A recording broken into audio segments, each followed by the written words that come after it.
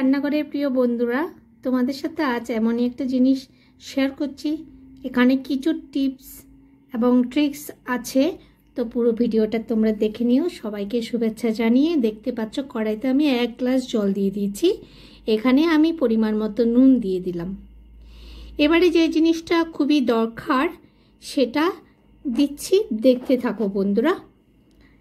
এখানে হচ্ছে 1 চামচ, চা চামচে 1 চামচের একটু বেশি আমি সাদা তেল দিয়ে দিলাম। তো এই তেলটা দেওয়াতে মানে যখনই জিনিসটা তুমি বানাতে যাবে তোমার হাতে একটু লাগবে না, মানে ধুতেই হবে না। তো দেখো জলটা কিন্তু ফুটে উঠেছে। এবার ফুটে ওঠার পরে কিন্তু আমি আঁচটাকে ছোট করে দেব, একদম ছোট করে দিয়েছি। দেখেই বুঝতে পারছো জলটা ফুটনোটা কমে গেছে। এবারে দেখো একটা টেবিল চামচে আমি গুনে গুনে 4 থেকে 5 চামচ আটা দিয়ে দিচ্ছি। তো আমি দেখব একটু নেড়ে ছেড়ে যে আরেকটু দরকার পড়লে আবারও দেব। তো এখানে আরেকটু দরকার আছে, আমি তাই আরেক চামচ দিয়ে দিলাম। নেড়ে ছেড়ে দেখছি আরও একটু সামান্য দরকার পড়বে, তো এখানে আমি আরও হাফ চামচ দিয়ে দিচ্ছি। মনে রেখো চামচটা হচ্ছে টেবিল চামচ নিয়েছি আমি, যেটা আমরা ডালটা তুলি টেবিলে, হ্যাঁ সেই চামচটাই।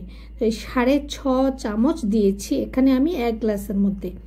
তো এবার চামচ দিয়ে যত সম্ভব গরম থাকতে থাকতে আমি বেশ ভালোভাবে এইটাকে মিশিয়ে নেব, কোথাও যাতে ডেলা না থাকে।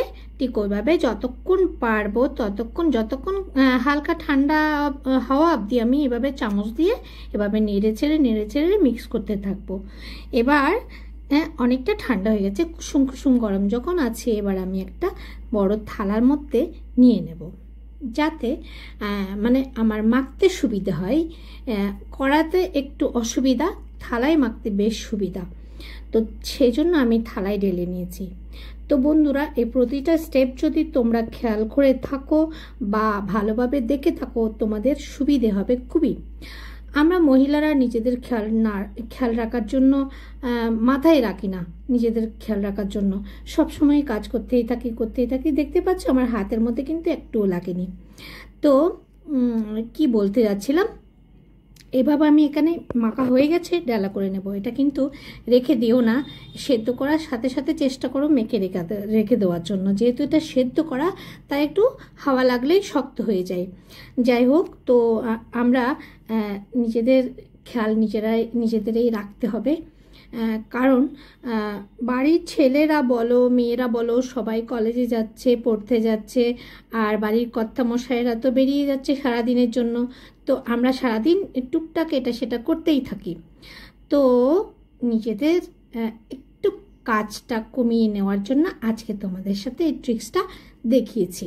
তো দেখো সব ডেলা করে নিয়েছি, করে নেওয়ার পর আমি ঢাকা দিয়ে রেখেছি যাতে হাওয়া না লাগে। এবার তোমাদের বেলে দেখিয়ে দিচ্ছি দুটো।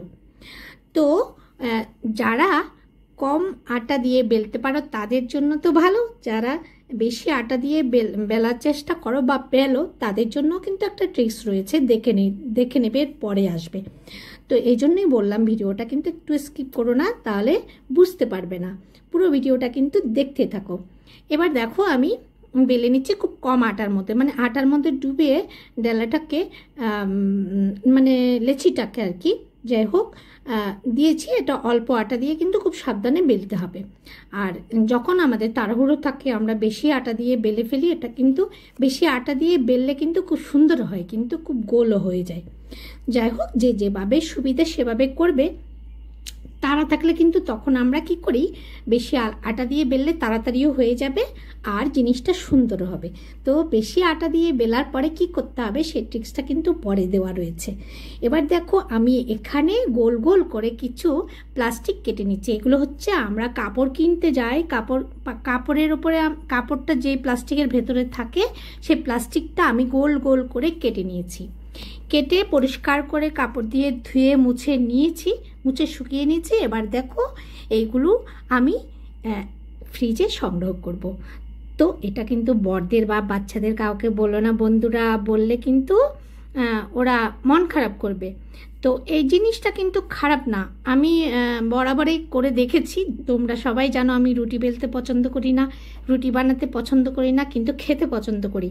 তো যেদিন আমার ভালো লাগে, যেদিন আমি মনে করি যে আজকে আমার শরীরটায় ভালো লাগছে, আমি এই কাজটা এগিয়ে রাখবো, তো সেই দিনটায় আমি ঠিক এভাবে এরকমভাবে করে রেখে দিই।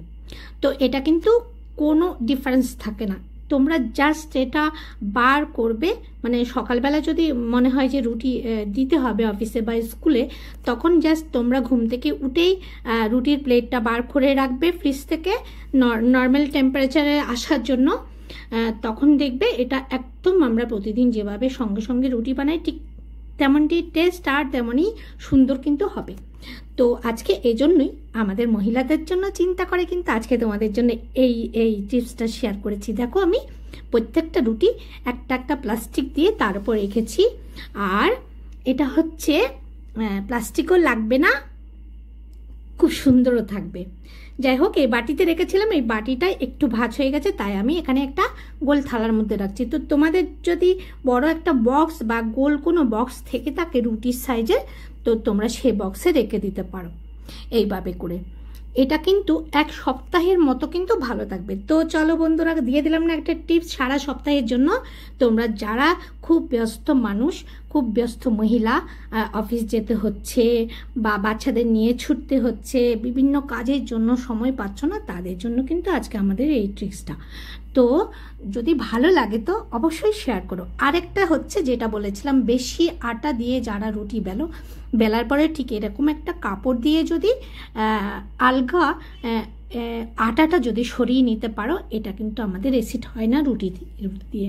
আমাদের অ্যাসিড হয় কোনটা দিয়ে, যে আটা দিয়ে আমরা বেলি সেই আটাটা যদি আমাদের পেটে যায়, যেটা মাখা হয়ে গেছে বা সেদ্ধ হয়ে গেছে, সেই আটা থেকে সেই রুটি থেকে আমাদের কোনোদিন গ্যাস বা অ্যাসিড হয় না। কিন্তু এই কাঁচা যে আটাটা লেগে থাকে সেটা থেকেই কিন্তু আমাদের অসুবিধা হয়।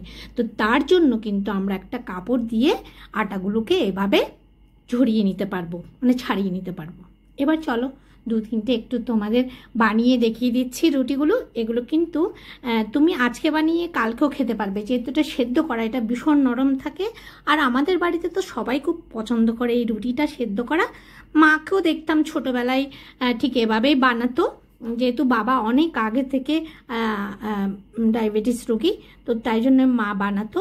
আর অমাবস্যা পূর্ণিমাতে কিন্তু আমরা সবাই কিন্তু আমাদের সব সদস্যরা, ভাই বোন, মা বাবা সবাই আমরা রুটি খেতাম। রুটির সাথে এই হালুয়া, সুজি বা এরকম কোনো কিছু একটা বানিয়ে নিত। যাই হোক, চলো এবার দুটো বানিয়ে দিচ্ছি বন্ধুরা। তো আমার টিপস অ্যান্ড ট্রিক্স কেমন লেগেছে কিন্তু বন্ধুরা অবশ্যই জানাবে। যদি কারো উপকারে আসি তাহলে তো ভীষণ ভালো লাগবে আমার। আর যারা পছন্দ করো না তাদের জন্য আলাদা, তাদের জন্য আমার এই ভিডিও না। যারা সঙ্গে সঙ্গে বানিয়ে রুটি খেতে চাও, কিন্তু এই গরমের মধ্যে আমরা সবসময় কিন্তু রুটি বানাতে পারবো না। শীতের সময় ঠিক আছে, গরমের দিনে কিন্তু এটা ভীষণ কষ্টকর আমার কাছে। জানি না তোমাদের কাছে কেমন লাগে রুটি বানানোটা, আমার কাছে খুব কঠিন লাগে। একটাই বকবক করতে করতে দেখো একটা পোড়াই লেগে গেছে। যাই হোক, তো আর একটা কিন্তু তুলে দেখাচ্ছি। তারপর দেখো বন্ধুরা, আমরা আমাদের কাজ সহজ করার জন্য ঠিক এরকম একটা টিপস বা ট্রিক্স যদি করি, এতে কিন্তু কারো কোনো ক্ষতি হয় না। তবে চুপ চুপ করে করবে, যাতে বাড়ির ছেলেরা দেখতে না পায়। ছেলেরা দেখতে পেলে বলবে যে কাজে ফাঁকি দিচ্ছে। এটা বুঝবে না যে আমরা গরমে রুটি বানাতে আমাদের কি কষ্ট। তো বলো বন্ধুরা, কেমন লাগলো আমার ভিডিওটা? অবশ্যই কিন্তু ভালো লাগলে কিন্তু লাইক, শেয়ার, কমেন্ট করে আমাকে এগিয়ে নিতে সাহায্য করবে। আর আমার চ্যানেলে যদি তুমি আজকে বা তোমরা বা আপনারা যদি নতুন হয়ে থাকেন, তো আমার চ্যানেলটিকে সাবস্ক্রাইব করে বেল আইকনটা প্রেস করে রাখবেন এরকম সুন্দর সুন্দর ভিডিও পেতে। আর আমার ভালোবাসা পেতে অবশ্যই কিন্তু বা আপনাদের ভালোবাসা দিতে অবশ্যই কিন্তু বেল আইকনটা প্রেস করে রাখবেন, যাতে পরবর্তী এরকম নতুন কোনো ভিডিও আপনার কাছে প্রথমেই পৌঁছে যায়। তো চলুন, এটা আমি আশীর্বাদ আটা দিয়ে বানিয়েছি। দেখতে পাচ্ছেন কি সুন্দর পাতলা বা পুরোপুরি ফুলে গেছে। তো এটা কিন্তু পরদিন পর্যন্ত খুব ভালো লাগে। আর কথায় আছে বাসি রুটি খেলে নাকি অনেক গুণ থাকে। তো আমি একটু বেশি করেই বানিয়ে রাখি যেদিন বানাই বা শেখি।